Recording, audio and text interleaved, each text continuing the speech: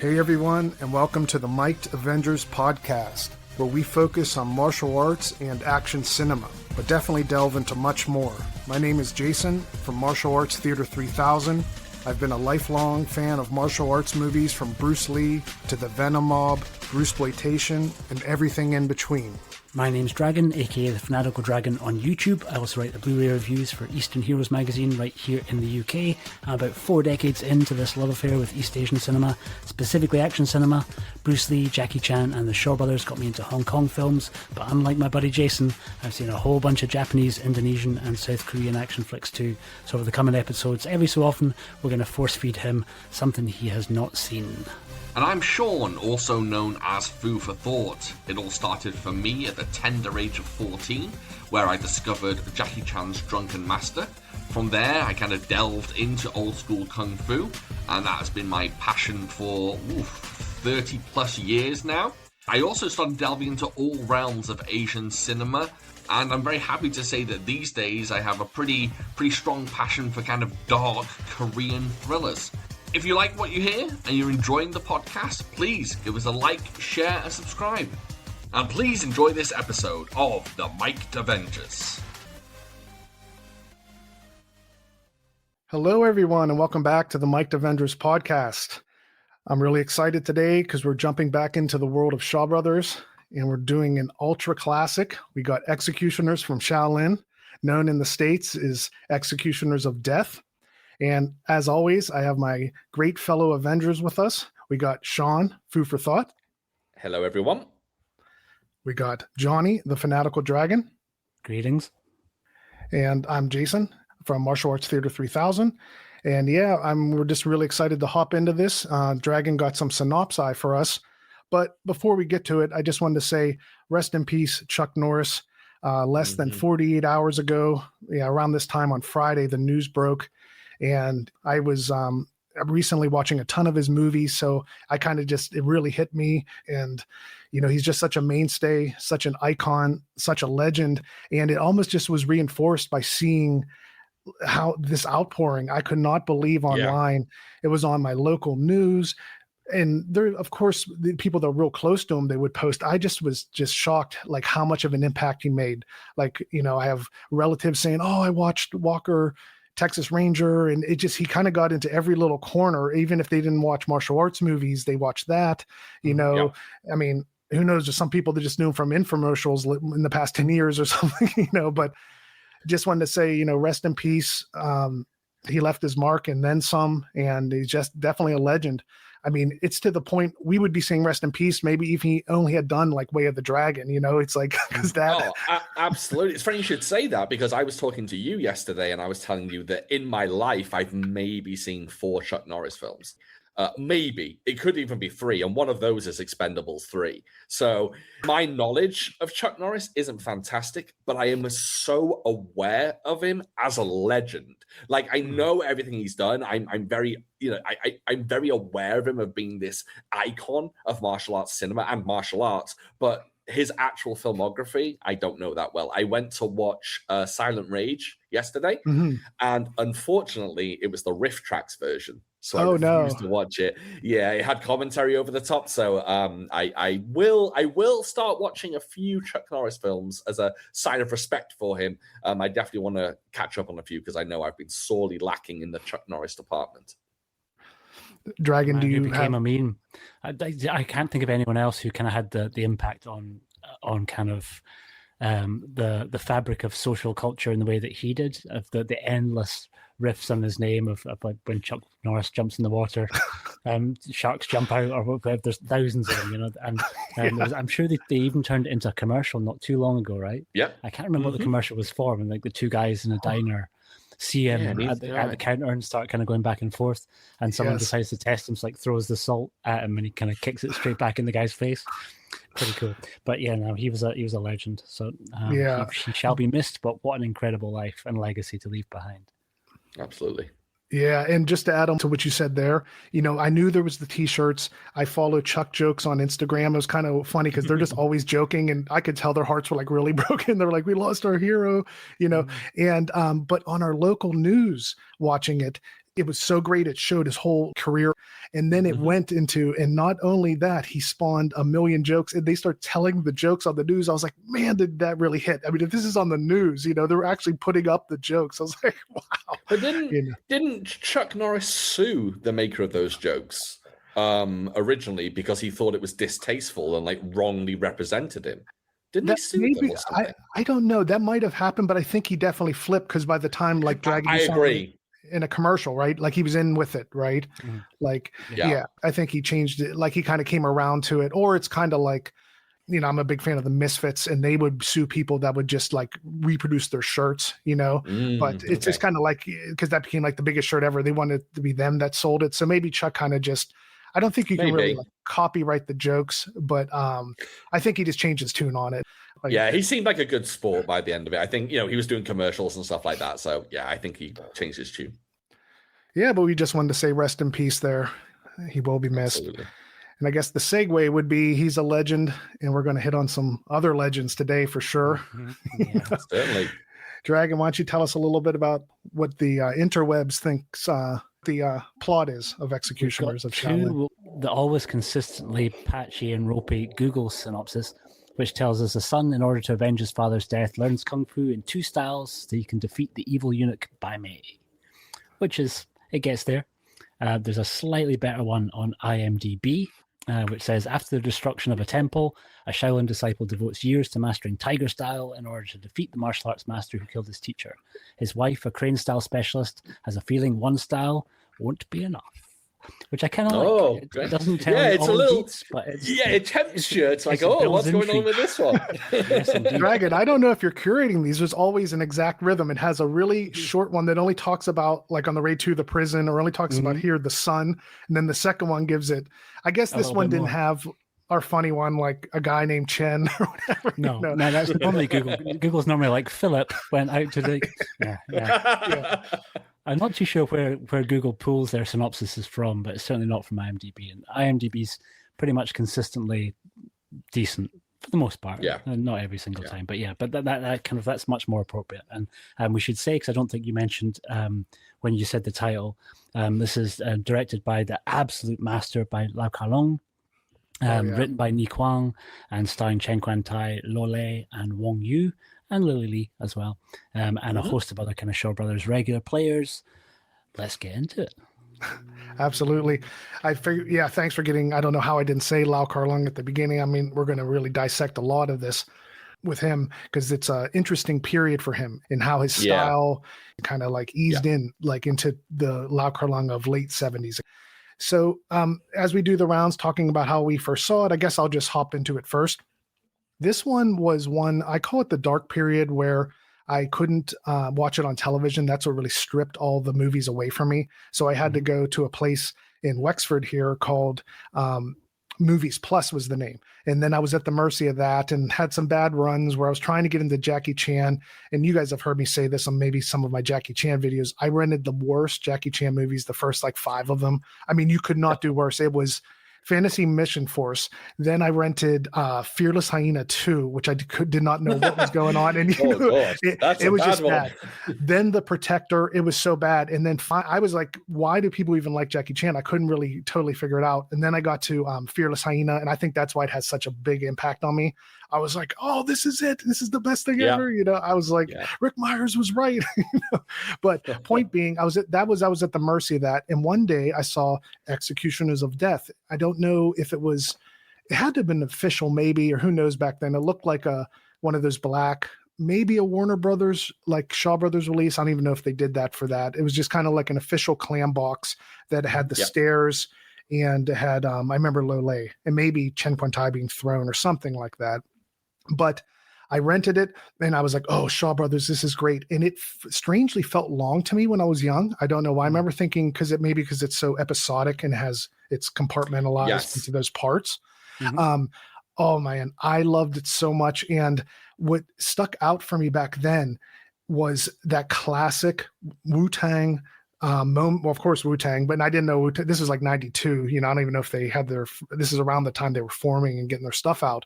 But it had that moment where it was a combination of Tiger Style and Crane Style that finally beat Priest Pai Mei.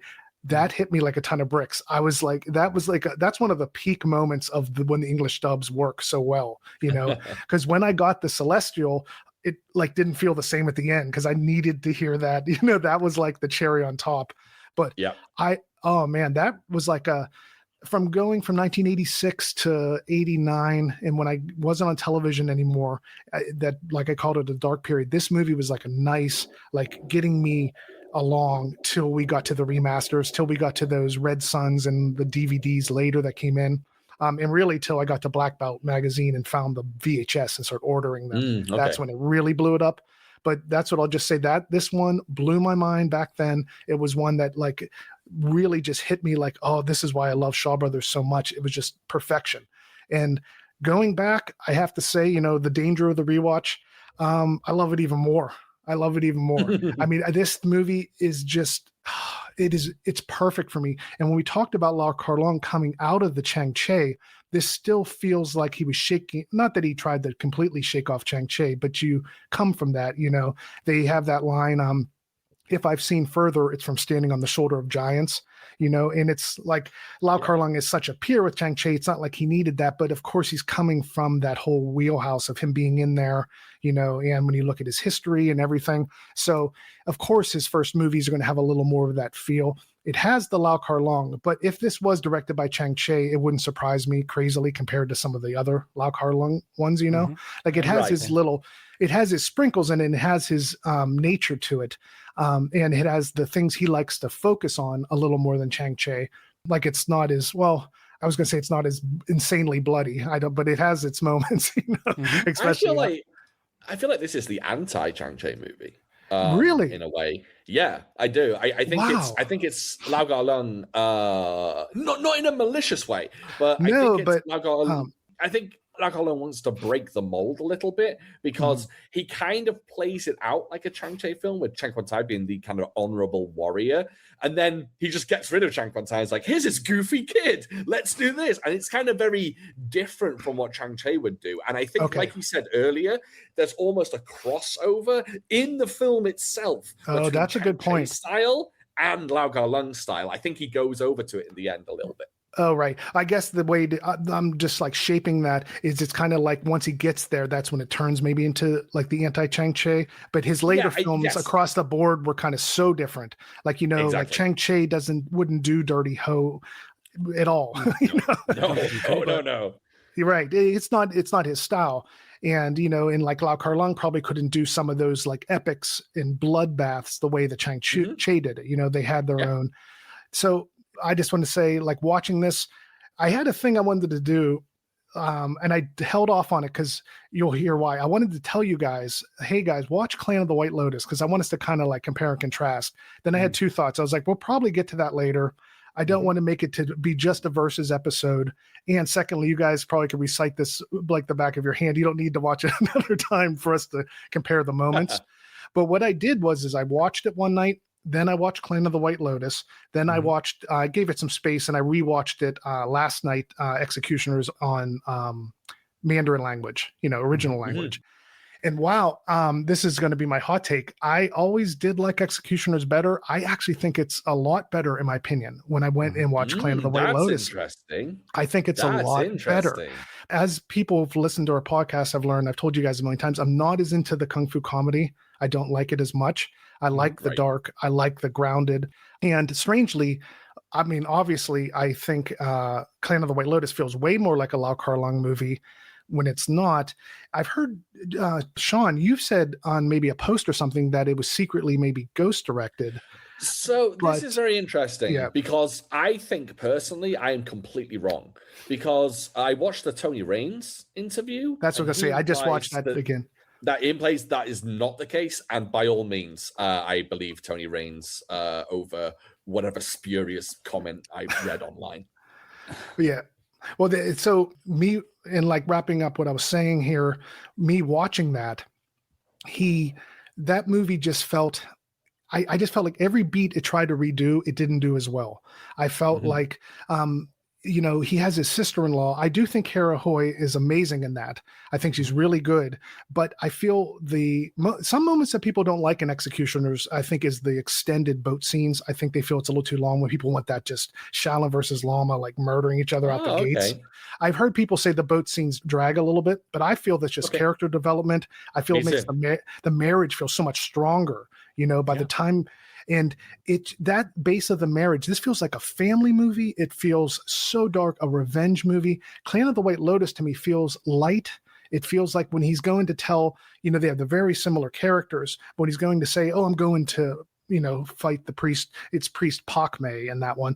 But when I'm going to do that, it just sounds he's going to get groceries. Whenever Chen Kun Tai's going to do it, it's just, he's like gearing up. It's going to be 10 days. And the end with all the needles, I do like that. If I was in a comedy mode, I just think it just is not as good for me.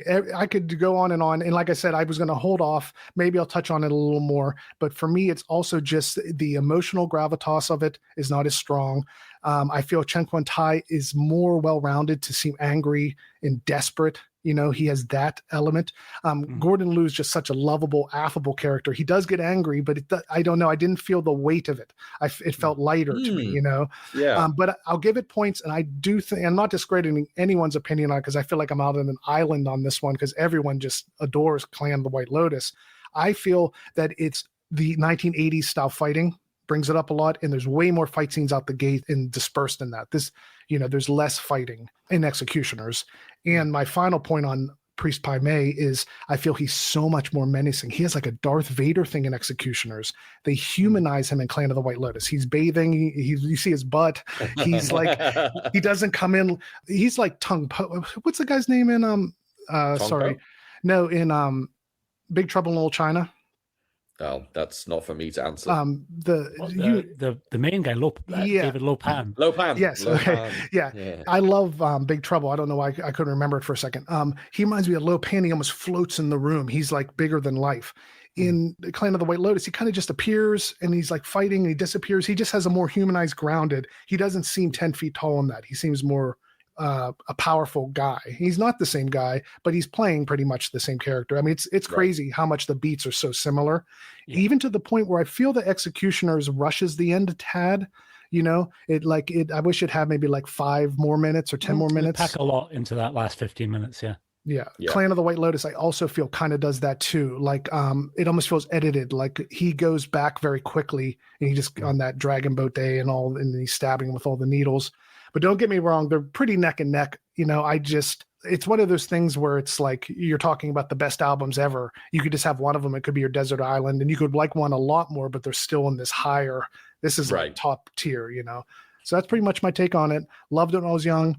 Blown away every time I watch it. It's like a warm blanket. Love going in the Shaw Brothers. And I did a comparison. I think it beats Clan of the White Lotus on pretty much every mark. Not the fight scenes and not the amount of fight scenes, but the fight scenes mean more to me in Executioners. Each movement you're thinking of a little more. Clan of the White Lotus, I could watch Gordon all day. It just feels a little padded. Then they'll go to a movie he's trying to do that he talked about, but there's just tons of, tons of extra fights. I mean, he fights the swordsman like twice, so I could see someone who just wants action would maybe also go towards that. But Shaun, tell us like your history on this one and how you found it on the rewatch. It took me a while to remember my history on this one. This was not one I saw early. So during my VHS collecting days, this was not one I picked up. I don't even remember a release of this in the UK. No. So I'm sure there was some bootleg going around, but I didn't pick up anything like that. So I actually didn't pick up this until the Red Sun Pan Media Bonsai bootleg craze. So there used to be a site that was active in the US called hkflix.com. And I used to buy all my DVDs from there and ship them over to the UK. And they were all bootlegs. For anyone wondering, they were all bootlegs. And so I picked up Executioners from Shaolin from HKFlix that only had the dub on it. But at the time, I was really, really happy that it had the dub on it, because one of the reasons I picked up this film is because of Wu-Tang Clan. Wu-Tang Clan famously have a song called Wu-Tang Clan Ain't Nothing to Fuck With. And at the start of that song, someone says tiger style in a very specific way. Turns out it's actually Pai Mei from this film. So years ago, back when I was collecting DVDs, there was a site. I can't remember what the name of the site was. I wish I did. But basically, they listed all the kung fu movies that RZA sampled. And it was my aim to watch all of these films just so I could actually hear the sample in a real film. So Executioners from Shaolin was one of those films. Now, I'm kind of going the opposite of Jason's story in that I cast Executioners from Shaolin aside once I'd found Clan of White Lotus, because that was my film. Don't get me wrong, Executioners was cool, but I didn't love it. I thought it was a good film, as opposed to Clan of the White Lotus, which I thought was amazing. And I think that's just because I was my love of Kung Fu cinema is very much founded in Kung Fu comedy. I grew up with watching a lot of Kung Fu comedies, and I didn't come across I didn't come across many, I'll say, Venom's films and Chang Cheh films as a young kid. So I was watching a lot of comedy, a lot of Jackie Chan, a lot of Lau Gao Lung. So I think I just sided with Clan of the White Lotus for, well, up until even this age, I think, because it has been a long time since I've watched Executioners from Shaolin. I don't know how many years, but I mean, I'm willing to say 10 years. Wow. And oh, you mean until recently? Yeah. I haven't watched it in 10 years until recently. No, actually, I don't. You guys did it on your podcast on Food for Thought. We did Clan of White Lotus, didn't we? You did Executioners. I'm telling you, this is funny. For the listeners, we could. Do you want to? No. Leave it in. Leave it in. Yeah. But it's funny because Shaun, he would say he would edit, not listen back on his podcast. I would write him back in the day, oh, this moment you did this. Like, I'm sure, that was probably funny. He just didn't know a lot of the stuff you guys said, so wow. But you guys did so many episodes, I can imagine. We did do a lot of episodes, and some of the films that we covered.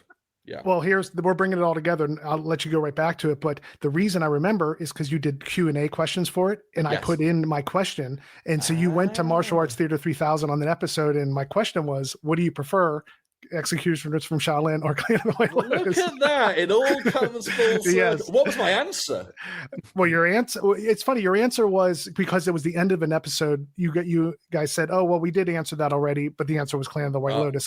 I didn't get along, you didn't expound on it because you had already done that earlier in the episode. Got you. Got you. It just shows how much I know. So take everything I say with a pinch of salt, because when I say, oh, I watched this film 30 years ago, I could have watched it last week. So I guess what my point is, watching it now, and I watched it with the Mandarin language. I did not watch it with the dub this time. And I watched it, and I will tell you, I fucking love this film. I love it. Do I like it more than Clan of White Lotus? I don't know. They're two very, very, very different films. They're very similar, but they're also very, very, very different. But this time around, watching Execution of Shaolin, I got a brand new appreciation of it. I think I watched it less as a. This isn't going to sound smart, but I watched it less as a kung fu film and more as a film, if that makes sense. I was appreciating the story more. I was appreciating, like you said, the boat scenes. I really liked them because they developed so much character. So when I got done with this one, I was like, I want to watch this again. And I haven't been able to watch it again, unfortunately. I wanted to watch it with the dub, but I haven't. But I'm going on a bit long, but needless to say, this film is fantastic. Would I put it up with the best of Shaw Brothers? Maybe not, but it certainly deserves to be loved as a classic. And I think there's no argument there. Chan Quan Tai is amazing in it. Even Wong Yu is amazing in it, even though he's a bit of a goof. Lily Lee is phenomenal in this film. I love her in this film, but I kind of love Lily Lee whenever she pops up.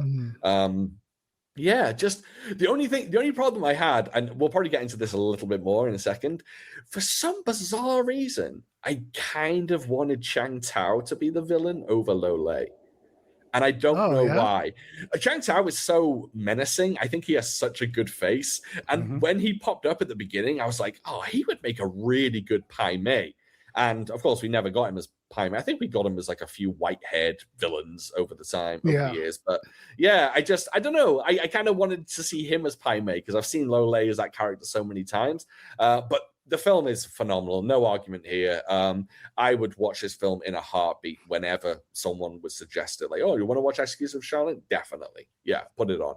So yeah, great film. Wonderful. And one that I honestly plan on watching again soon, which I don't always do. Oh, that's great. Well, a little add on to what you said is Chang Tao. He reminds me of like Carter Wong energy. And yeah, funnily, we've on a previous podcast, Shaun here has said, "Oh, I'm a notorious Carter Wong hater." So when you said Chang Tao, I kind of got that. He has that like popping at the seams, kind of like Big Trouble in Little China. He has like he's just fuming, you know. So I kind of could see that on Pai Mei. I just think the meditational, or like he's like in a meditative state, Lo Lei. Yeah. You know, it kind of plays into the, you know, like I said, the low pan of it. There's something about it. He's great. Lo Lei doesn't get enough respect. I know he gets a lot of respect, but man, when he pops up as a villain, I mean, there's no arguing. Did he also play the villain did he play Pai Mei in Shaolin Abbott? Yeah. Mm-hmm. Yeah, he did. He is Pai Mei in that one. Yeah. Yes. Well, we can get into that too. Yeah, I went back. That's one I knew is Slice of Death back in the day, and I watched that like a ton back in the day. I never loved that one as much. It was pretty cool. It just, I recall, I have to revisit it. I remember that had a very anticlimactic ending, like the fight. It was, it just felt rushed or something. It's the weakest of the three. It's still, I'd still put it up there in terms of in David Chang's filmography, though. Oh yeah, but I think there was just that slightly different era, like the kind of the choreography through most of the time when David Chang was doing. I kind of still think his finest moments, Shaolin Mantis, when he kind of got to work with someone that knew how to use him the best. And I think it's a little bit lacking because Shaolin Abbott's Tongai, right? Is it?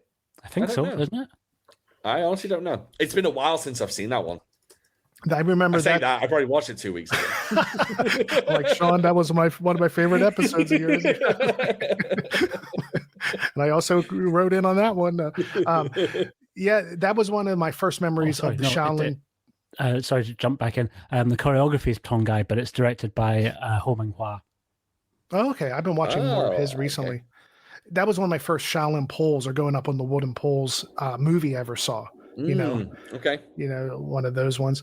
But yeah, so Dragon, I'm really excited to hear your history with this, and we all have a love for Lau Kar Long, but I just see you get a little twinkle in your eye, like it's just like, He's my guy. I had a really weird way into it though, because partly just a similar problem to the one that Shaun encountered, where I wasn't able to get Executioners until a little bit later. So I'd got a bootleg of Clan of the White Lotus. So I saw Clan of the White Lotus first.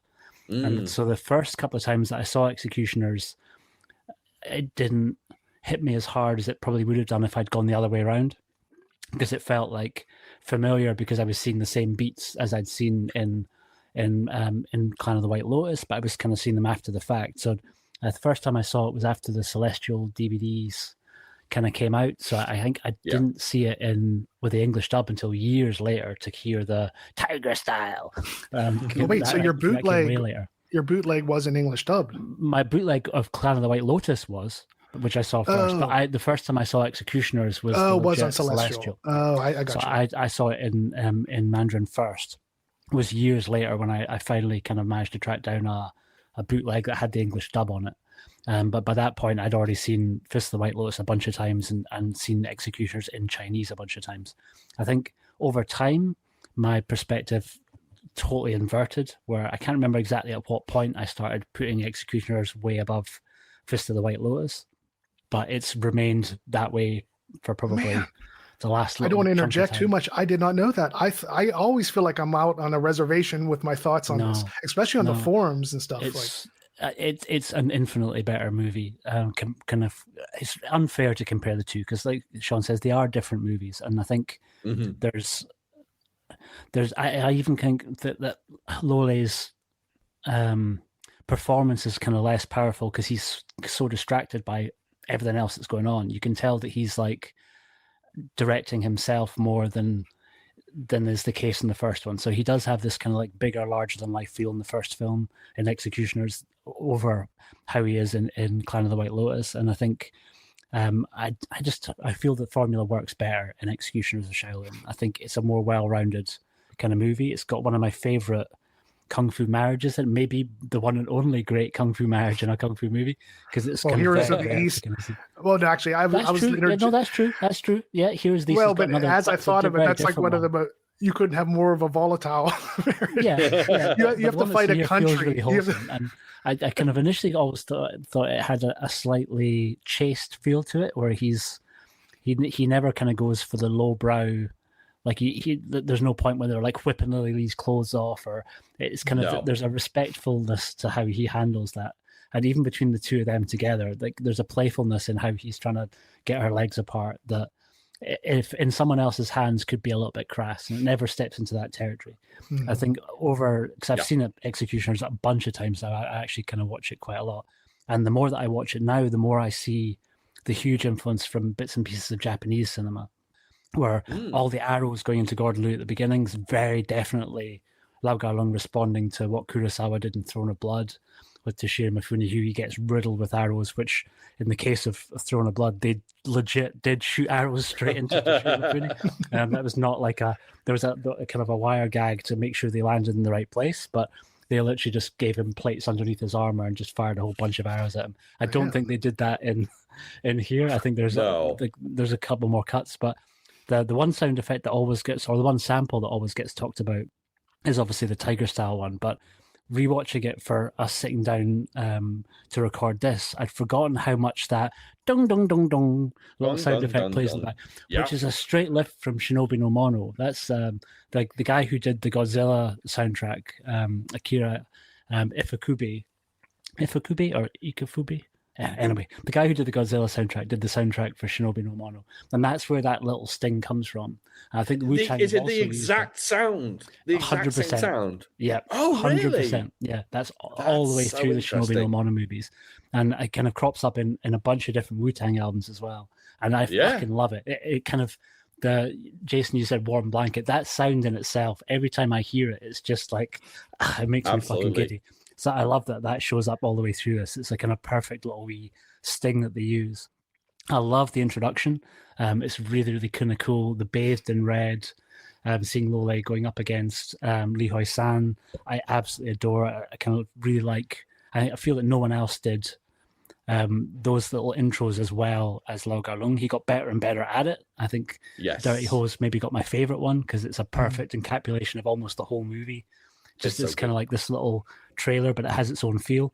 But the one at the beginning of Executioners, I absolutely adore, and you can tell this had a pretty big place in his heart because it's exploring the style that he himself was trained in and was a master of. It's getting it fully into the kind of probably not completely legit origins of Hung Gar Kung Fu, but how those two styles, how Tiger and Crane style ended up getting used.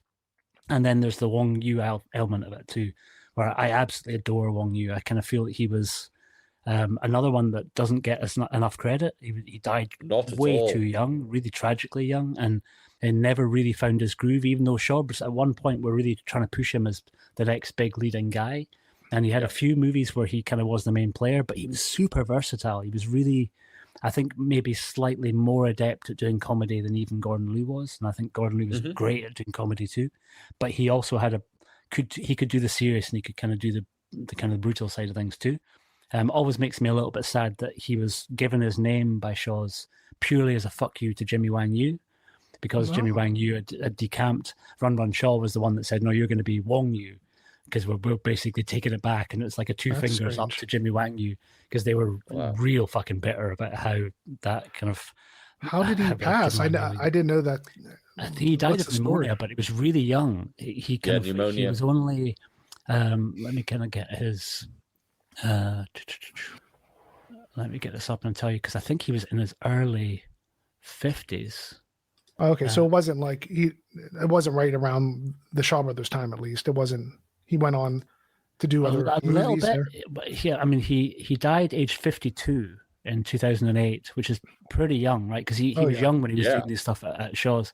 And after Shaw's wound down, he did join Sammo Hung's and Jackie Chan's kind of stunt teams. So you can see him in the background in Dragons Forever, but literally he's just one amongst many, padding out the numbers in the kind of the back of that. And I think he did bits and pieces, but nothing too crazy. I think it was always basically just bit player.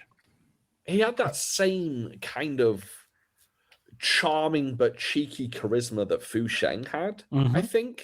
And I think that was a real bonus. Like you say, he seemed very versatile in what he could do. But I like that he did have that kind of charisma to him. And yeah, again, another one, Fu Sheng and him, they've gone. I mean, Fu Sheng obviously a little earlier, but yeah, both died far too early. Totally. And Dragon, he's in your favorite martial arts movie of all time too. Yeah, he's in Dirty Hole, which I always love him for that. But I also love. I'm hoping at some point someone revisits Tales from the Eunuch, because I think that's another one that suffers from its English title, where people expect it to be a film that it's not. Yeah.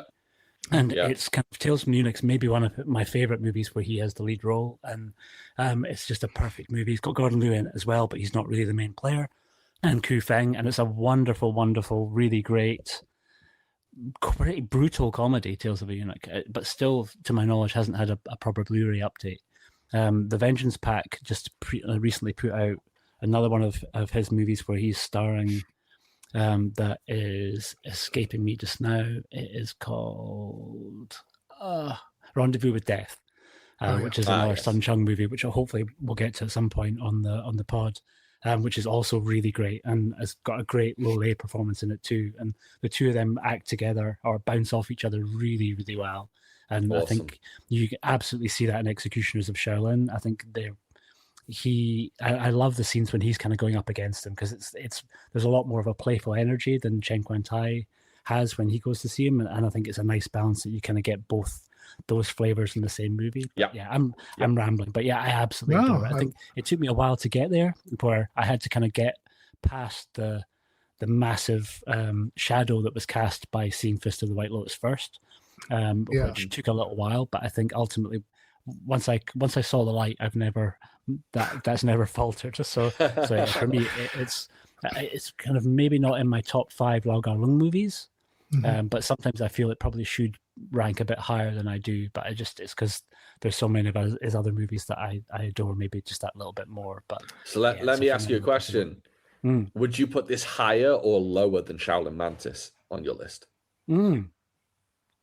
Higher. Since we just mentioned Shaolin Mantis. Yeah, that's a great question. I was wondering. I think higher. And I love Shaolin Mantis. It's really hard for me with Lau Gar Lung movies because they're generally, a lot of it will depend on how recently I've seen it. And because every time I go back in, I find more to love. And I haven't seen Shaolin Mantis for a while. And I suspect if I was to rewatch Shaolin Mantis today, I'd be like, it's the fucking best thing ever. I would adore it, right? Recency bias is a real thing. Yeah, completely. Yeah. But my thanks for that history there. That was great hearing all that. But my mind is blown on this. I thought I was that's also why I didn't want to do the verses, because I just felt like I knew your guys' answers. I thought it was going to be Clan of the White Lotus. And wow. And sometimes you'll say infinitely, and I don't know if that's like kind of you don't mean it infinitely, because I thought maybe it'd be neck and neck, and you're giving it a nice no, it's not even close. For me, it would be closer, I would say, personally. Yeah. For me, it would be a little bit closer. But I do need to see Fist of the White Lotus again in order to be able to settle this argument in my head as to which one's better. So is it tied for you now, or which one's winning in your mind? Not tied. Honestly, right now, Executioners is higher. That's what you said. I would put it higher. I don't know why. Coming out this film, like I saw it in the theater, just the minute I turned this film off, I was like, I need to see this again. I just felt this joy when watching. I loved it. Well, yeah. When I mentioned the warm blanket, I wanted to tell you guys this. So that effect after you watch the Academy Awards. I didn't watch it, but when the buzz is going around, you're like, I'm going to check out some of these movies, acclaimed, So I'm like, One Battle After Another and Sinners, I'm going to check that out. And I put on One Battle After Another, and I turned it off after 15 minutes. I don't know if you guys have tried that. They had, remember the Netflix, have you tried it yet, Dragon? This movie? I won't spoil, there's nothing to spoil. I turned it off. We talked about that Netflix thing with the Matt Damon and Ben Affleck, and dude, they had explosions, spies, and guess what? Let's throw in sex in every scene. I saw Sean Penn masturbate twice in the first 10 minutes. One, he was forced to masturbate at gunpoint. This was like, they are thinking people can't watch anything and they're going to hook you and hook you and hook you. But the try hard nature of it was so like, it staggered me a bit. It's like, I don't even want to hang with this. It takes you out because you feel them trying so hard. It's unbelievable, you know? And like, I liked it. No, I'm going to give it another try. I feel I was maybe a little unfair. It's just, I don't want to turn into the get off my lawn old man thing, but guess what I put on after this? I've been rewatching like a lot of old, like early 70s Gene Wilder and Al Pacino movies. So I've watched Scarecrow, 1973, and that was an old one I loved. And that felt like a warm blanket. It slowed down. It's the movies where they could, you know, like Bullet and some of those movies, they could go 20 minutes without talking and stuff. I don't know why. I guess because everyone's stressed these days and bills and job. It's something that it decompresses me, that I feel just so relaxed. And it's like, oh, this is why I love movies. You know, this is like, it's like a forced meditation. But if it's masturbation and explosions and all this, you know what I mean? I mean, it was so over the top that it was like, it makes you feel more anxious. I get what you mean, though. I think every now and again, I need a film. I probably don't need it as intensely as you, maybe, but I think every now and again, I need to watch a film that, like you just say, slows everything down, just keeps it. Like my go-to at the moment is: has anyone seen the film Flow, the animated film? Oh yeah, with the cat. Yeah, okay. I haven't. That just. If I watch that, and especially if I smoke a little of the devil's lettuce beforehand, but I'll put on Flow, and it will just be like a most mellowing experience. And I really need that. I just need to get, because you're right. I think these days films are very dialogue heavy, very like quippy, very back and forthy. But just watching a film with no talking, just mellowing out. Perfect. Yeah. If I you know guys, exactly Flow is a magical movie. it's Jason, you have to see it incredible. at some point. It's like, I will. It's absolutely beautiful. But what it was is, and if you guys haven't seen Scarecrow, I would recommend it. It's a strange movie, but it's really, really good. But when I got to Executioners, it was the same thing. It just relaxed me. I love the pace of that. It just so great. You know, it was beautiful. And this, for me, I've been more careful of not always throwing these in, but this, and it probably is a little bit of the recency bias, but this is like top 5, like Kung Fu for me. It's like getting in there, you know, because sometimes when you watch them, like Drunken Master 2 started falling out of my list. I wouldn't think that would have got out, but on our rewatch, you know, you see it in a different light. It's always healthy to do that. And we're doing a lot of that for the pod, but this just got stronger in its like reinforcement. And I did want to touch on this, but not get into it too much. We've talked about it before, but watching the Tony Raines, that part, I have to say, now we've talked about his views on Chang-Chi and stuff, but also getting hit over the head. Every other sentence of his thing is talking about how something is sexual in that movie. He is, I mean, to the point where it's like, oh my gosh. I mean, so I'm of the opinion, I always was annoyed with the phrase phallic symbol when people would see like a barn silo or a rocket and say like a phallic symbol. It's like, I guess if your mind is there at the moment, it can seem like that, but that thing has a purpose. It's an aerodynamic as a rocket. It's not trying to be a penis. You know what I mean? And whenever Tony Raines, he's talking like, oh, in their death scenes, they sexualize the deaths. And now I'll give him a little points when he's talking about a stabbing. Chang-Chi does love the spear up the groin, you know, that seems very non-sexual. That's the point. And he would talk about how they would embrace when someone's dying. You might be able to say there's like a bromance, but to say, I don't know, there's nothing sexual about someone dying drenched in blood in your arms. I don't care how you hug them. You're not like, oh, and your pectoral muscles look great or something. You know what I mean? It's I agree. I had that in my notes. I've actually taken a notes on my phone. And I think he's, you know, he has a great way how he talks. He's very well versed. He even inspired me because I believe, you know, you got to read books about this stuff. Like, you know, sometimes I feel the social media nature of things isn't the best way. Like, you know, how we would have maybe believed that Lau Kar-Leung was the ghost director. I think it's really good to get these sources, you know. So when I heard Tony Raines talking, I said, you know what? He's talking about mythology and how Dragon just talked about how maybe some of the Hungar wasn't, there's like liberties there. So I want to order this book called Shaolin. I think it's called Shaolin Monastery. It breaks down the real history and then the myths and how it came into Chinese Kung Fu. Wow. Yeah. So I want to do all that. So I gathered a lot from Tony Raines watching it, but man, him just, you know, he has good points, of course, when he's spreading the wife's legs, but he just, that's the thing. I'm on the edge on some of it. Yes, the foot up the groin, he kept going to that. I don't know. Is that sexual? I think it's just funny. No. Yeah, you know what I mean? I It's don't know. not sexual. I just could not believe this wasn't just Colin Chang-Che and talking about that aspect. Mhm. He's constantly seeing sexual He overtones. sees it a lot through. I think the other thing that I remember him hitting on a lot was the kind of the fluid gender portrayal and how Wang kind of Yu. Wang Yu's presented, because we're sort of seeing a boy who's been raised predominantly by his mum rather than by his dad. It's kind of like his father's had his eye on a very different goal for all of his life for the most part, right? And I think he's kind of getting lost a little bit from my kind of interpretation when I kind of view the movie of how Lau Gar-lung wasn't particularly interested in playing with gender roles. Lau Gar-lung was particularly interested in playing with master and disciple roles, because it was all fundamentally came back through the lens of martial arts for him. There's like I've just finished writing, not to plug myself, but just written this massive piece about Lau Gar-lung that's hopefully going to end up in another 88 Films release. And I kind of went back to this interview. There's an extended interview with Lau Gar-lung on the documentary, on Robin Chow's documentary Red Trousers, which is like one of the first really good documentaries about Kung Fu stuff. Great documentary. And he interviews Sammo Hung at length, and he interviews Lau Gar-lung at length.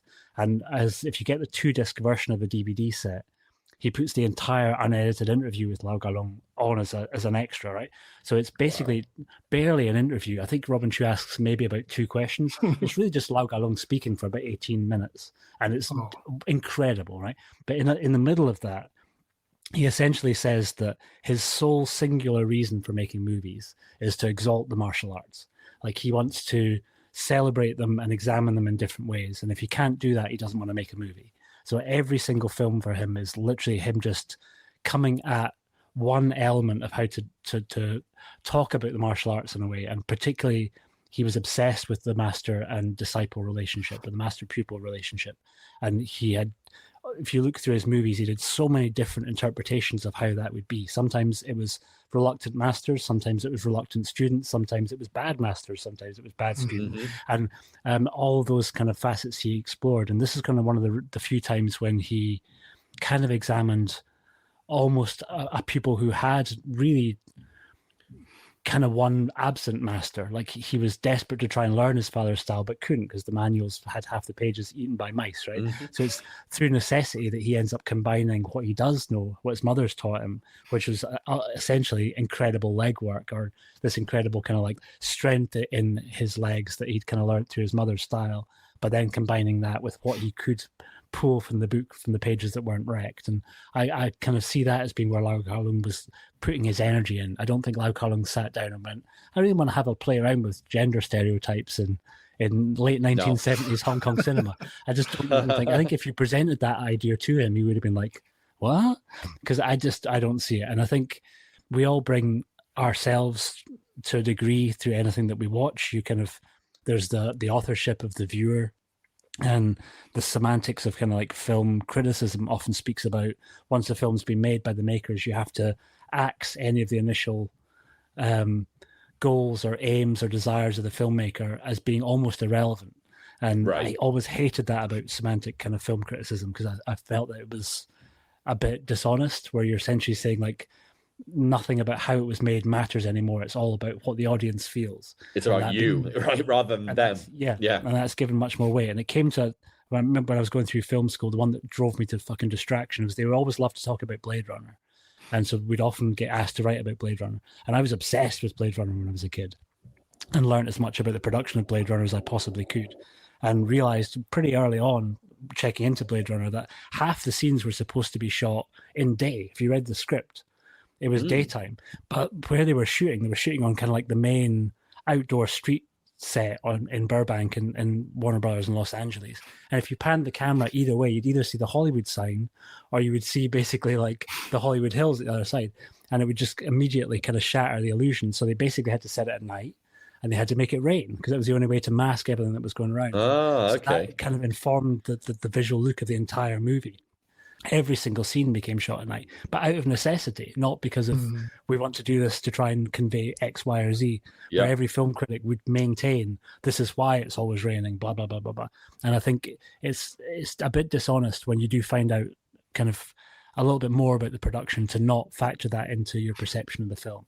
I think you can watch a film without having any insight or any knowledge of that sort of stuff and have your own perspective of it. That's fine. But if you find something out that blatantly contradicts that, I think it's a shame to not factor that into your criticism or your perspective of the movie. And I feel that Tony Raines is a little bit in the school of the very semantic film critic. So he'll always view things through the lens of his own perspective, particularly when he's looking at Chang-Chi's work and particularly when he's looking at some of the bits and pieces in Lau Ga-lung's work. Yeah, you hear it in Dirty Ho a lot too, when the Seven Bitters show up and the bitter tea, which basically kind of changes Wong Yu into basically acting and looking like a girl. And I think that's a beat that's been played to make people laugh, but I don't think it's got a much more kind of symbolism behind it than that. He's just kind of going for a cheap shot. And so, but I love Tony Raines, and I kind of agree with 99.9% of the things that he says. But yeah, those beats again in Executioners of Shaolin, I didn't agree with. I don't see it as being a phallic symbol, the foot getting stuck in the groin. It's like the most well-known weak point of a man. Yeah. It's like you kick someone in the nuts, and it's like a recess, a schoolyard. It's not. And it shows Pai Mei's strength as well. Like 100%. I think that's the main point of the character. Yeah, exactly. It shows what he can do. Yeah. I guess the one thing is like there's a biting aspect to it, like it's trapping something that's going in strangely. That is, I guess, a little strange. But the whole point is that for me, the way to make something not sexual is to bring violence and like you're getting hurt.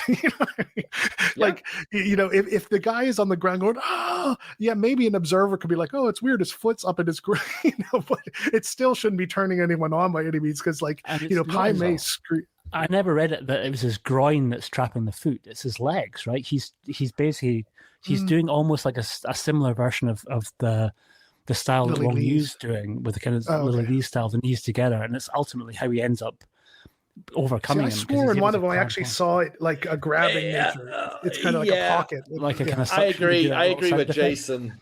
No, I saw like a little cave with his foot going in, you do see that. Watch for backtracking. No, I'm joking. But the whole point is just when he, like I said, which is when he said sexualized death scenes, that just kind of, that's such an oxymoron or there's such polar opposites that, you know what I mean? Like maybe if you're talking about House of Thousand Corpses or something strange where there's like this odd fetish, but we're so far removed from something like that, if anything, this is far from exploitation. When you watch Bruceploitation movies, as you guys know, you're waiting for the boom chicka after the club, the sex scenes are coming. This, Shaw Brothers, I mean, for the most part, especially us doing the Chang-Chi and Lau Kar-Leung, doesn't really have like sex scenes per se. Like it's all, I think that the dude who probably had the most healthy is maybe the wrong word to use.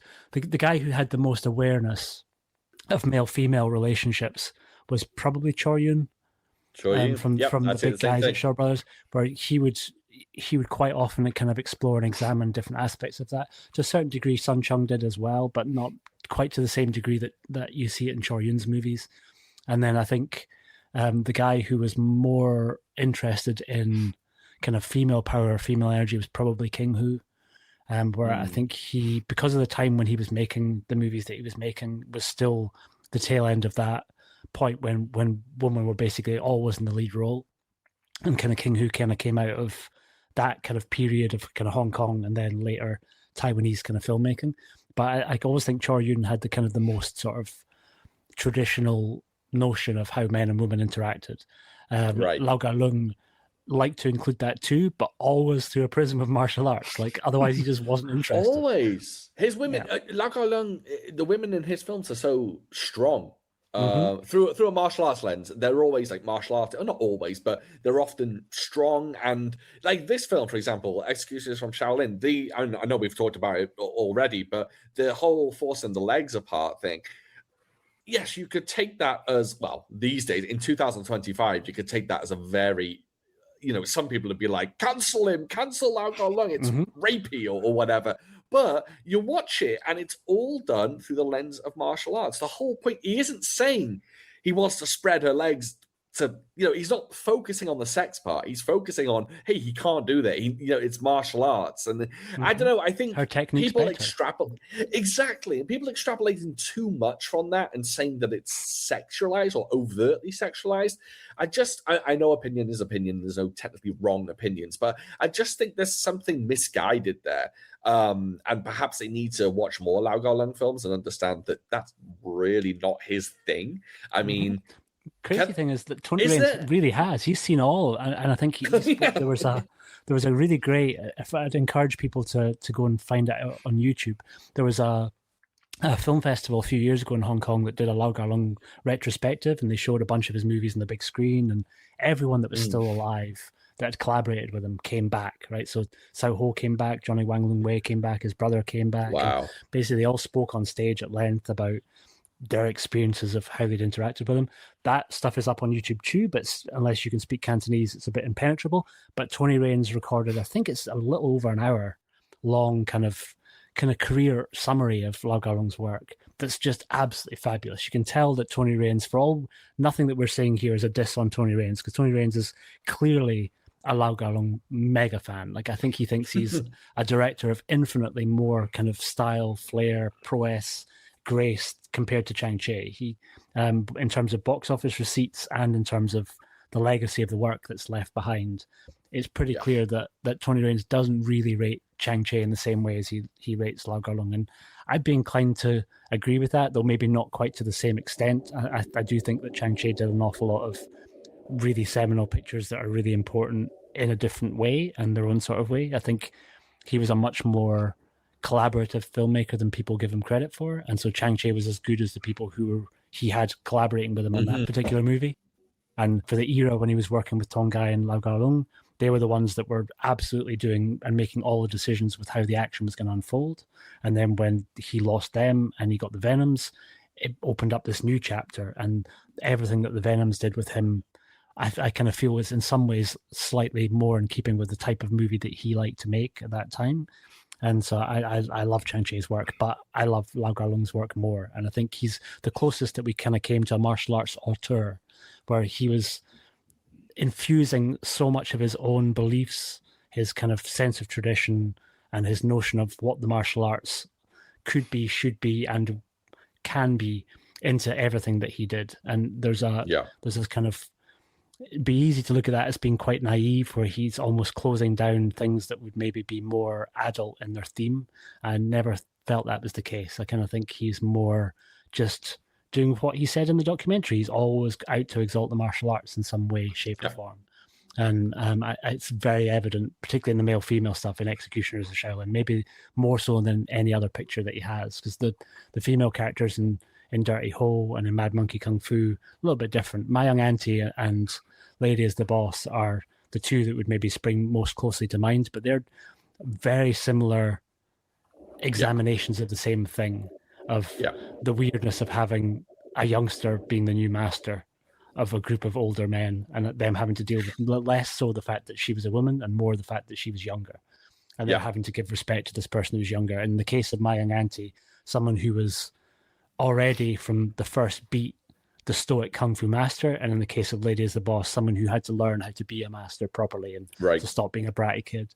And so different examinations is the same theme. But yeah, I disagree with a little bit with Tony's read on sexual energy in Lau Gar-lung's movies, but that can be a whole other thing. And one last thing before I forget, Jason, you said you wanted to do a little bit more reading.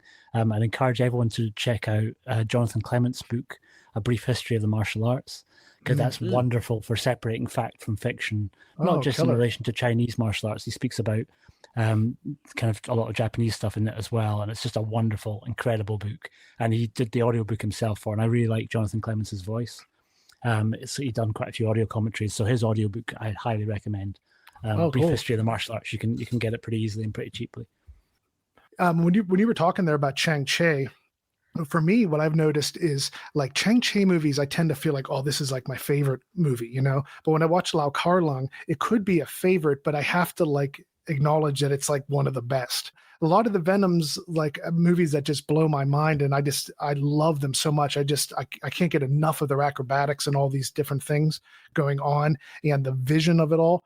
I wouldn't necessarily bring someone in who didn't know these movies and say, "Oh, this is one of the best." I kind of see it sometimes more of as a collective, but I mean, 36 Chamber, which is, of course, it's like a duality there. It is one of my favorites, but I think that's just for someone who also, like Shaun was saying, wants a film as well, not just gonzo of fight scenes. Man, he hits that echelon. It's kind of like a left and right arm for me with them both. So it's kind of, like picking children almost. But yeah. And they're, because it's, of course we want to have both, but it's interesting. And I thought that'd be fun to maybe dissect like Lau Kar-Lung's, his, like, Dragon has often said how he really doesn't repeat himself, which is one of Lau Kar-Lung's like strong points. Chang-Chi kind of likes to double down when he sees the Venoms. He's like, we're doing 21 of these. You're doing 30, or when he sees David Chang and T Lung, and probably also sees the box office, because that was kind of his peak at that period, box office wise, for Chang-Chi. I'm saying that because I know the Venoms. When I've actually, I think I know that, like, there's always a big deal made of the one-armed swordsman being one of the first to kind of pass that big milestone. I don't think it was the first, but it was certainly the kind of first. A money milestone, you mean? Yeah. Oh, right, I remember that. Yeah. Box office takings, but I haven't actually kind of dived too much into what the box office returns of his later movies when he was kind of fully into the Venom Mob era, because I think he got pipped at the post quite routinely by Lau Kar-Lung's movies in terms of box office returns. So I think kind of towards the end, Lau Kar-Lung had overtaken him by a big margin in terms of when they box talk office. about that period, though, they often would say box office wise, his highest for Chang-Chi was when he was with Lau Kar-Lung and that David Chang T Lung. That was like his highest. Even if the ones would do better towards the end, not as good as Lau Kar-Lung, and they were still like, and that's what I've mentioned on the podcast. I was surprised the ones I thought would do the worst for Chang-Chi were doing the best, because the audience knew those books that they were like made after. Yeah. I would have thought those Sword Stain and those ones were like the biggest flops compared to, but no, they were doing better than like Daredevils and those ones. So it's interesting. We're so far removed. We're kind of guessing here on some of them, but yeah, I remember, I don't know if it was commentaries or something, but they referred to the T Lung and the David Chang as his like highest money making period for Chang-Chi, when he was like bringing everyone in. But looking at Lau Kar-Lung's trajectory, I tend to like his earlier stuff. When he got to like Cat versus Rat, and this comes to me with kung fu comedies, and it got to Legendary Weapons, which I think is a very entertaining movie. That's when it kind of became, I don't want to say too Lau Kar-Lung-esque. It's just, I guess on Legendary Weapons, it hit this Lau Kar-Lung peak where he's in there like so powerful and he's going crazy, and it's like, oh my God, this is like Lau Kar-Lung on steroids almost. It's my perspective on it's changed a little bit on Legendary Weapons, because again, it was one of the ones that I saw really early. It was one of the ones that I got a bootleg tape from Flashlight's Kung Fu in Clapham, so I saw it in really bad quality really early on. But it revisits so many of the themes that he was playing around with in his very first movie as a director at Shaw's. So it goes back into the stuff that he examined in Spiritual Boxer, and in Spiritual Boxer and in the second Spiritual Boxer movie, he was almost laying the groundwork for what would become Spooky Encounters and the Mr. Vampire series of films, right? There was a supernatural element to how he was examining that type of spiritual boxing, right? It was kind of had one foot in the mystical. And by the time he gets to Legendary Weapons, he's like, nah, all that's fucking garbage. It's all fake. It's all bullshit. And right. This is his kind of like more sober viewing on that same thing. And he does put comedy in it. Like Fu Sheng's character is there to be kind of like kind of comedy relief, and at that point he's become like, I think, confident enough as a director that he can start almost gently taking the piss out of Chang-Chi. So like the fake guts coming out scene with Fu Sheng is very definitely him tipping back to kind of the stuff that he had to do when he was with Chang-Chi, and that Chang-Chi was still doing with the Venom Mob in that period of time.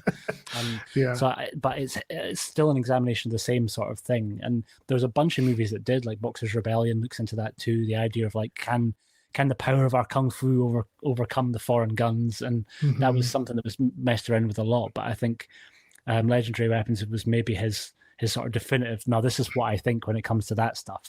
you can't dodge a bullet. You can't like No, right. that sort of stuff is you just can't do it. But there's still elements of mysticism with his brother doing the kind of voodoo control thing. Yeah. Yeah. But even that towards the end is presented as being not true. Like because where he thinks It's comedic. Thinks he's controlling Sao Ho, but he's just going along with it to basically wind him up. And so he's sort of shattering all those kind of myths. But I think he didn't like to repeat himself, but he did certainly repeat certain themes. He just examined Callbacks them from a slightly different angle. Yeah. You know? Yeah. I think for me, the bias of going into that, I'll just say on Legendary Weapons kind of affected me. I wouldn't say bias. I'll say the hype going into Legendary Weapons affected me because that from Bruce Lee to the Ninjas, the Rick Myers book was, as we've talked about on the podcast a bunch, was my Bible growing up. And when I got to him breaking down all the movies, and that was it, number one, the quintessential kung fu movie of all time, the best. So when I put it in, I was almost like, wait, maybe I should wait a few minutes, like, you know. So it was kind of strange because it was it was strange. I don't want to say too good, but it was almost like startling how I think maybe I'd been watching so many of the 78, 79 that when you see that really ramped up undercranked and there's all these like magical moves and pulling in, you know, crazy stuff or, you know, pseudo magical, as you were saying, it was almost like, wow, it was a lot to take on. And by the end, it was cool. And I was kind of dealing with a little bit of that dub where the guy's like, oh man, you were really crappy. Or they like some of those weird voices in that one. Yeah. I've mentioned that line before. I think there was a bit of a weight of the hype of it. And I think maybe that, of course, we'll get it down the line. We'll probably spread out our Carlungs, but like Shaun, I know you've had hot and cold feelings with that movie. So that'll be fun.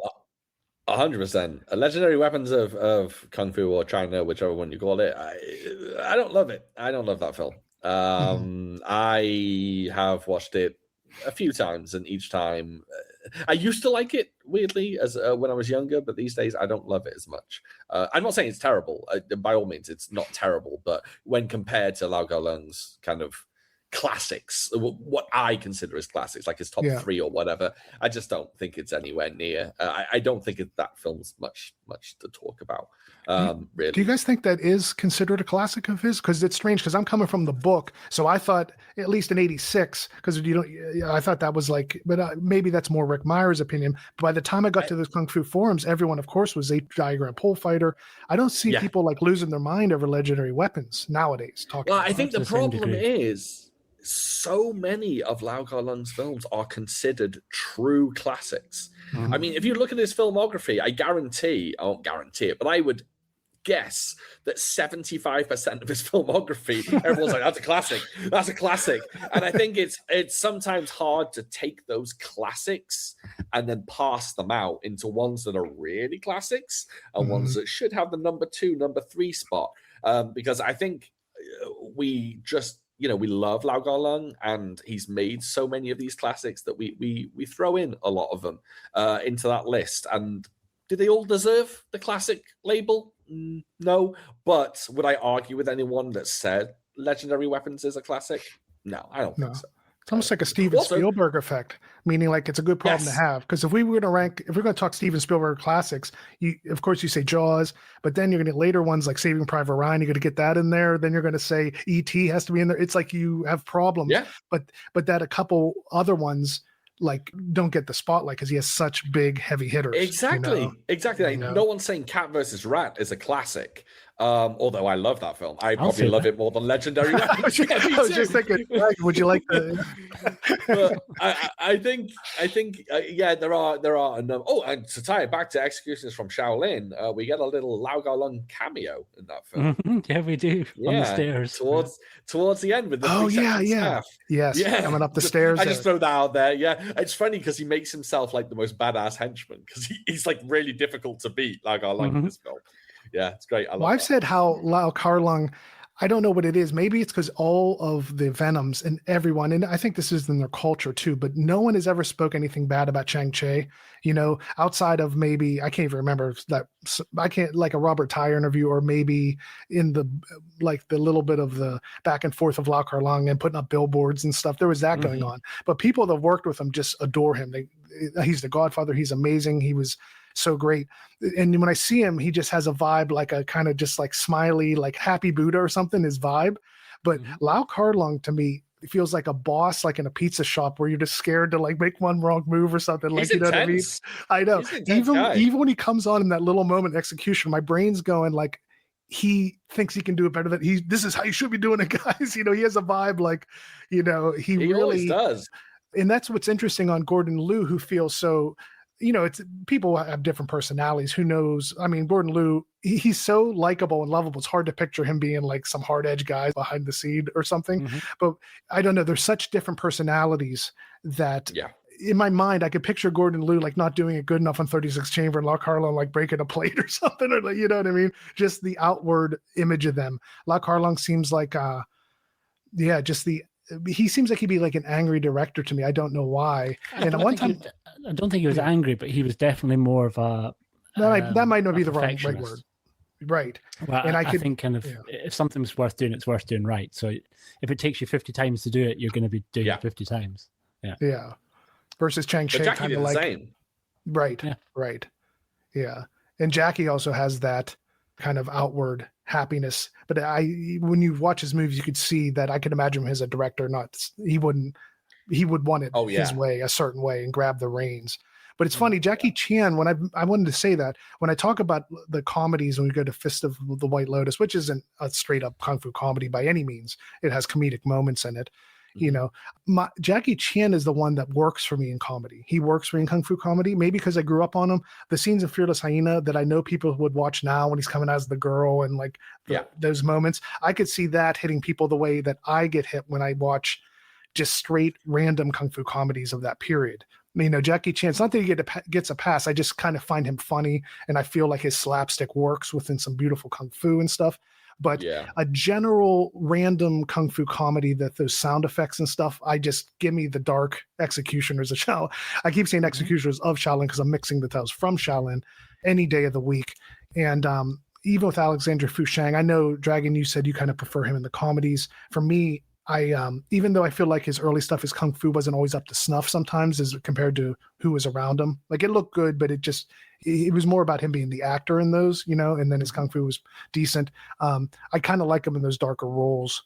I like him in the like 8 Diagram Pole Fighter for me. Maybe I'm also because of the scene in Legendary Weapons. Maybe I have to see him a little more in the other ones. I mean, I think he was a pretty versatile dude, and I think we kind of forget that he was also a student of Lau Kar-Leung, not just someone that Lau Kar-Leung was. He didn't just get the type of schooling that every actor got when they joined Shaw Brothers. Like Alexander Fu Sheng was specifically someone that Lau Kar-Leung took under his wing, and I think had he lived longer, it would have been really interesting to kind of see what he would have done. And it's why, out of all of his movies, the only one that is devoid of any comedy at all is 8 Diagram Pole Fighter. There's not a funny beat in that movie, because I think he was fucking heartbroken after losing him. I think they took off quite a long time in terms of to try and work out what to do, but also just by the fact that he didn't want to jump straight back into doing work again. He was pretty crushed when Fu Sheng died, and we've been talking a lot about Wong Yu, and he was also in that car, man. He was one of the guys. Oh, I forgot about that. I remember seeing a picture of that scene where it happened. It's right down the hill from Golden Harvest, right? Wasn't it? I think so. I forgot the book. I need to kind of go back to the book because there's that incredible. Is it Terence Brady's book? The Chinatown Kid. Yeah. Which so good. He kind of goes into in a huge amount of detail. I still haven't read that. Oh, it's really good, man. But even if you only have a passing interest in Fu Sheng, it's about so much more of what was going on. I need to get it. So it's almost one of the most definitive histories of Shaw Brothers. Weirdly, has Venom stuff in it too. Yeah, because it kind of comes from this lens of basically what was happening with Fu Sheng at the time. And yeah, man, I think it's partly because of the more that I was trying to think about it to try and work out why. Because I think when we think of kung fu comedies, everyone's mind goes first and foremost to the Yun Clan and to Jackie Chan and to Sammo Hung. But Lau Kar-Leung kind of got there first. Like Spiritual Boxer was 75, and there's so many comedy beats in that movie. After the initial opening, which was quite serious, and the opening was literally just a chance for him to call in some favors from Dit Long and Chen Quan Tai, and so you kind of basically get the big stars at the beginning, and then it gives way to this goofy little kung fu comedy movie about this scammer that's kind of Wong Yu, and all the beats that you would see everyone else picking up almost and running with. for years we never got a chance to see the early Lau Garland movies over here. It was so hard to really get our hands on them unless you're getting a bootleg or until after the Celestial time. And by that point, Jackie and Sammo were already superstars and known for doing that sort of thing, and Yuen Wu Ping. But way before Drunken Master, Lau Garland had made Martial Club. He'd kind of basically he'd made Challenge of the Masters, and he'd examined a young Wong Fei Hung with a load of comedy beats. Like the Wong Fei Hung that Gordon Liu plays in Challenge of the Masters, infinitely goofier than the one that he would play in Martial Club. By the time you get to Martial Club, he's a bit more stoic. He's a bit more like the version that Jet Li played. So that's what I need to rewatch. He was kind of right at the kind of bleeding edge. For me, he was the one that was really kind of starting to shape which way the industry was going to go, and he never got the credit for it. And I don't think he remotely wanted it. He was the least I think he would hate, like if he was still alive today and you start speaking to him about stuff that he did in the 1970s, he'd be like, bah, bah, bah, bah. This is what I'm working on now.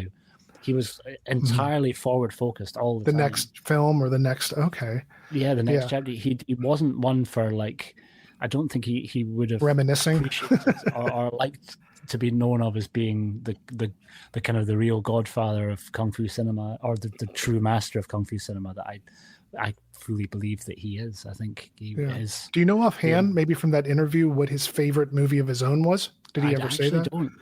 Okay. No, I've never heard him assess or speak back on the stuff that he did before. I know that he really didn't want to make another 36 Chambers of Shaolin movie, and he was sort of contractually obligated to do so, and so that's why he had enough power there to turn it fully into Kung Fu comedies. He was able to basically return to 36 Chambers, kind of almost like a parody of the first one.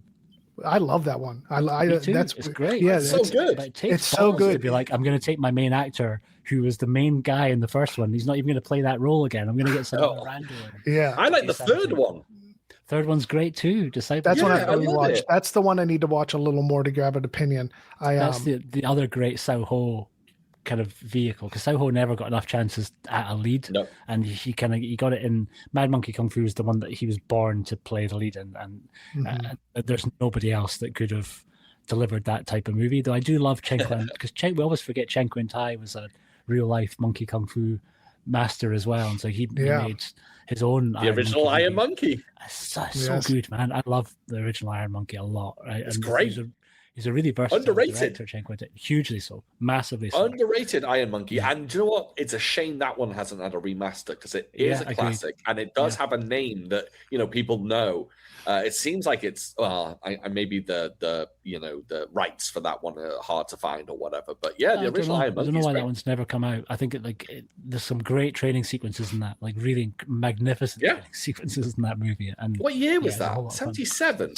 Yeah, 77. It's when he was gone from Shaw Brothers and he came back. I think first one back was Crippled Avengers. Yeah. Remember. Yeah. See, I can't remember the reason he was gone exactly. Some sort, maybe a contractual thing with money or something. I think kind of. I think they had this weird relationship with him where they were sort of allowing him to make other stuff, but then they seemed to renege on that a little bit, and then they kind of started to, because he ended up having to pay a huge amount of money to extricate himself from a big kind of lawsuit. Get out of the contract. Really similar to what had happened with Jimmy Wang Yu, but unlike Jimmy Wang Yu, he came back to Shaw's, and Chen Quan Tai is another dude to that. We've spoken a lot about stuff, but we haven't spoken nearly enough about Chen Quan Tai and Executioners, because he is magnificent in it, and he was one of the few real, genuine kung fu a proper martial artist who could also act, where he was legitimately winning awards in martial arts tournaments before he started acting, and he was an amazing actor, really capable of delivering a real strength, but there was also vulnerability the way that he spoke. Absolutely. So you were so easy to empathize with him. You really root for him by just by you feel presence. Like you are right in there with him. Yeah.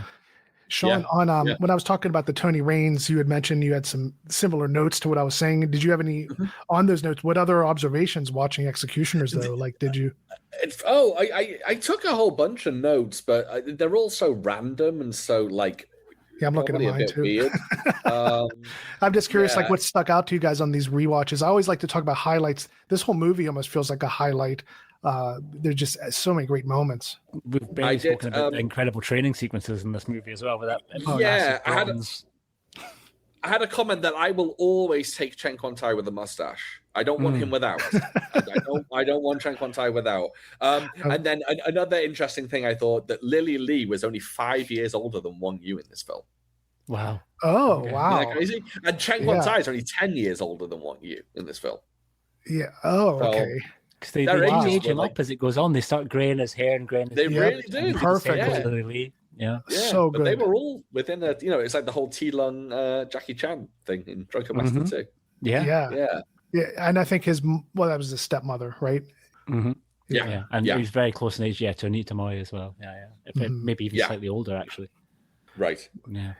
Yeah, I really like when Dragon was talking about something about Chen Quan-tai.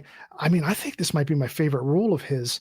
It's strange because you get a little bit of that, which we could ask you about, Dragon, because you've been really diving in the Heroes too with doing booklet on it and everything. And this is playing the same character, but it's interesting how you get that. I don't know if you want to say baby face, but yeah, when you see Chen Quan-tai at the opening of Execution, he's like super young and he's just lots of smiles. Yeah. By the end, he is this man possessed with a gray streak. And I think that's what it is. The character arc, in that he has the rage, but he also has the ability to do the romance. I think that's, and not to harken back to keep going to Fist of the White Lotus, Gordon Liu kind of just has one beat. He doesn't have the wife, it's the sister and all. He just kind of has his little mode and he keeps trying. It is about the Kung Fu, but there's more going on with Chen Quan-tai here where, I don't know, I definitely would put it in one of his best roles as a hero. I mean, I think in Crippled Avengers is brilliant too. I mean, he's brilliant in Crippled Avengers. He's wonderful as a villain too. Yeah, he's magnificent. He's a great actor. He's still doing it today. Mm-hmm. He's great in Gallants. Like people forget that he's in Gallants. Yeah, he's amazing in it. Is that intervention worthy, or is that just a random one along the way? Gallants is a weird one. I love the film, but I don't know that everyone else loves it. It's kind of I don't know. People don't talk about it that much. Weirdly. Is it? No. It's what is it, like a mid 2015 martial arts movie or something? 2010. Around there? Oh, 2010. Okay. Yeah. It's fun as hell, but it's not everyone's cup of tea. The French adore it. So it's had a bunch of different releases in France. I don't think it's had any releases outside of France. Yeah, the French absolutely adore it. I think partly because it was partly funded by a French company, I think. Oh, okay. So I think there was I'm just looking at the credits now, and it was Ciel Metropole Organisation, which I suspect is probably French, and Focus Films, which are definitely an international body as well. It's a fun movie, man. It's kind of got a really great class, and Bruce Lung's got an immense part in that too. Fantastic. Lo Mang pops up. Yeah. It's got a great cast, and it's actually got very good action in it, considering there are older gents. But I guess some people don't love the comedy. Oh, is it Yun Tak? Yeah. I did not know that. Okay. I might have to really check this out. I think we should maybe save this. Might be a problem. Oh, really? Yeah. And decent quality, yeah. Oh, it's a rare one. I was going to say this could be more for when we do Clan of the White Lotus, but when we're talking about this Pai Mei, so we got Pai Mei in Slice of Death, doing the American title, but in Shaolin Abbott, Pai Mei in Executioners from Shaolin, his brother Pak Mei, that's how I've heard it described. I've also heard some other descriptions of him in Clan of the White Lotus. And then Gordon Liu coming back in Kill Bill 2. Should have been Lole if Lole hadn't passed away. I think Tarantino had originally wanted to get Lole in to do that part. Wow. Yeah, that was really neat. I remember in the theater seeing that and being like, wow, it was so surreal. It was just so surreal seeing that in the theater and my mind was like twisting. I knew it was Gordon Liu. I know Tarantino's love for all that, but him playing that role, I was like, oh man. And so let me ask you guys that. They call him Master Whitebrow on that, right? In Kill Bill, right? But I remember seeing that. I remember seeing that in some sort of translation. But when I rewatched The Arrow, they were calling him Bai Mei. But I thought when I watched the Celestial IVL of Executioners, unless it was Clan of the White Lotus, they also said Master Whitebrow through the whole movie. I think that's a literal translation of what Bai Mei or Bat Mei means. Like... Right, but what I'm saying is The Arrow a fresh translation maybe, and I'm thinking the old Celestial. Because I swear when I went to watch Executioners this round in original language, I was going to see Master Whitebrow or Whitebrows the whole time, and saying Bai Mei with the B. Yeah. Yeah. So Well, the maybe funny thing is, in this film, Pai Mei is like hiding out, and he ends up hiding out in White Brow Temple. It's like, where else would he be? So he's White Brow Temple. Of course, he's going to be in there. Yeah, I thought that was quite funny. that temple. Anyone know anything about that? Did anyone know anything about that temple? No, like where that is? No, if it's that there? temple's on the back lot at Shaw's. So that's like Clearwater Bay, because that was in place for quite a long time. That big massive staircase going up to it, but built for Shaw Movie Town, kind of. Yeah, Do they own that? Okay, yeah. Okay, because it looks so majestic. You'd think you'd have some 1,000-year history. I think I think the interiors are inside the soundstage. I don't think the interiors are shot. I don't think that's at the top of that set of stairs. Right? I think it's an awful. It's just like a Western effect going on. It's just like a Western town, where that. Yeah, it's a lot bigger on the inside than it is on the outside. But I think, can we say that like Pai Mei maybe definitely top 3 of kung fu movie villains of all time? I think such an incredibly memorable character, and I think there's different, and I've heard a couple of different stories about where the inspiration for him came from. Tony Rain seems to be convinced that it's a version of what King Hu did in Dragon Inn, where there's a eunuch in that, or a white-haired eunuch. But I don't remember the version in Dragon Inn being as potent or as powerful. There's also one in Come Drink With Me, but it's not to the same degree. And there's a pretty gnarly one in Secret Service of the Imperial Court. There's like a pretty nasty eunuch in that too, who's kind of like the top boss, but doesn't have the same sort of like love to hate him kind of fun that you get from Pai Mei, and certainly not when played by Lo Lei. I think it's kind of one of his sort of most definitive roles in any of the movies. He played a whole bunch of villains, but there's something about this that just fits perfectly. I kind of wish that he was born to play this one. Yeah, I wish they'd leaned into it, because I've got a lot of time for Fists and Guts, which was kind of like made outside of Shaw's, and I really I love the soundtrack, and I kind of love the beats in that movie. It's like a great kind weird of little film, that one. Detective story to try to track down this kind of missing Tibetan monk. But part of me does wish that he was unveiled as being Pai Mei at the end of that, but sadly not the case. But yeah, Lo Lei was incredible. So I think that there's so much to love. I kind of feel that we've gone for like an hour and a half, but I still feel we could probably go for another. We could do it all again. I know. I'm like, I'm going to reach for the book. Yeah, we got a book. For those that have maybe not listened to every single episode, if we're ever diving into a martial arts movie from the 1970s, we reach for Dr. Craig D. Reed's book, The Ultimate Guide to Martial Arts Movies of the 1970s, because it gives us a percentage score for every movie that it covers for how much martial arts are in that particular movie. So, boys, would you hazard a guess of the percentage of the mighty executioners from Shaolin? I have a question. Does the percentage of martial arts also include training sequences? I don't know, actually. That is a good question. That's a great question, but I do not know. I think I'm going to say I don't know. No, don't say, because you're going to give. I feel like I feel like you know what? I think this is going to be lower than normal. Normally, when you think it would be 50, normally when it's 50%, it's usually Dragon says 26% because it's way lower than you think. I'm going 38 on this. Whoa, really? I'm gonna Price is Right. You don't even oh, dude, I'm going. What did you say? Don't give it away, did you? I said that's ballsy. Yeah. I'm going. Wow. Let me think. I'm going to say 18%.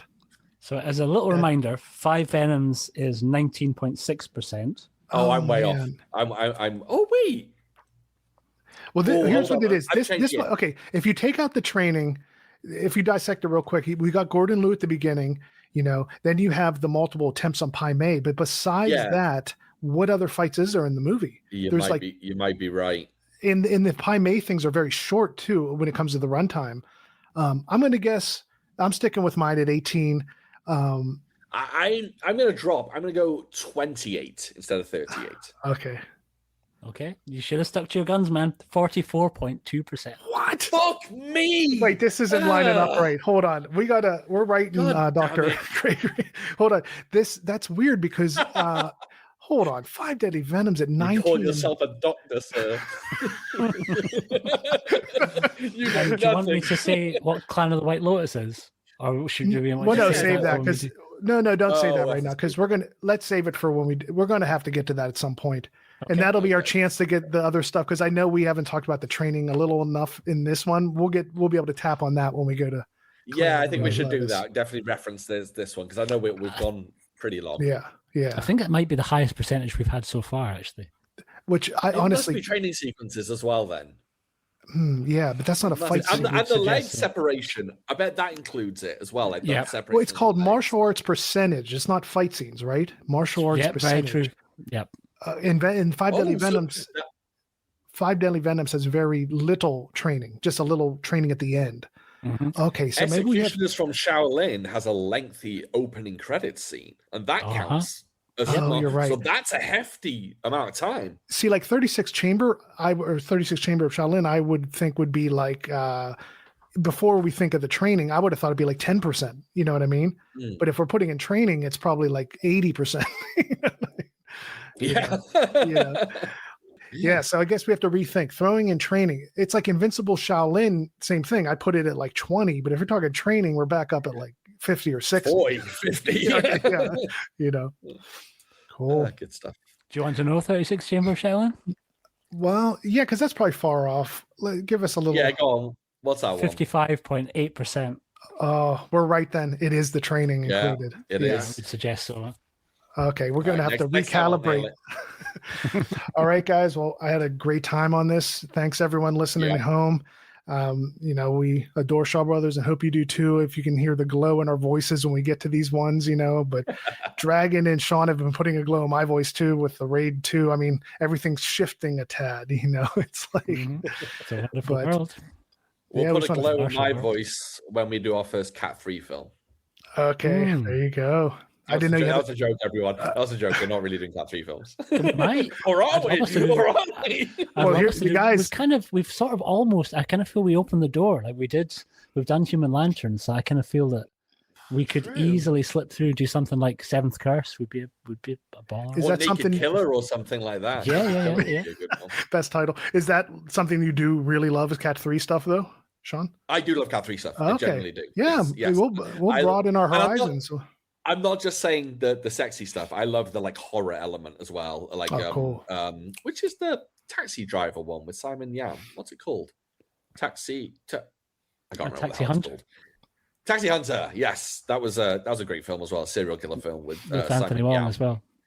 Yes, and Untold Story I love and things like that. So yeah, I just think Cat 3 is generally good if you like dark stuff. And we should maybe we do Story of Ricky, right? Oh, that'd be a hell of a film to do. That's one I haven't seen yet. I actually maybe even own that. I think it's in the watch pile. I don't own it. I need to pick it up. There's so much to get into with Story of Ricky. Oh man, closest we've come to a real live action Fist of the North Star in a way. Yeah. Cool. Yeah. But yeah, guys, thanks everyone for listening as always. If you want to check out our individual YouTube channels, I have them in the description of the podcast. You can go down there, have the links and everything. And yeah, we just appreciate everyone listening and all the comments and everything. You guys rock. And so that's bye from me and bye from Shaun. Thank you, everyone. And goodbye from Dragon. See you next month. And we'll catch you guys next time.